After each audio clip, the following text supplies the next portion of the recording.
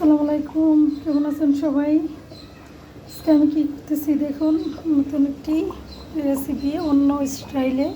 আজকে আমি আমের আচার করব। এই যে আমি আমগুলো সুন্দরভাবে একটু হলুদ, লবণ, মরিচের গুঁড়া দিয়ে সিদ্ধ করে রেখেছি এখানে।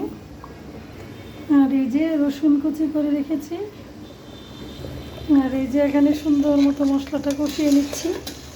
পাঁচফোড়ন, সরিষার তেল, লবণ, চিনি সব কিছু দিয়ে আমি ভালো মতো মশলাটা কষাচ্ছি।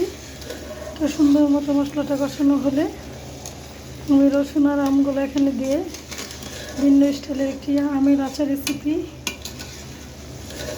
তৈরি করতেছি। যদি টেস্ট হয় ইনশাল্লাহ অবশ্যই আপনাদের সাথে শেয়ার করব। এটা সম্পূর্ণ আমার নিজের আইডিয়া থেকে করতেছি। আমি আমার স্টাইলে আমার মতো করে কীরকম হয় আপনাদের সাথে শেয়ার করবো ইনশাল্লাহ।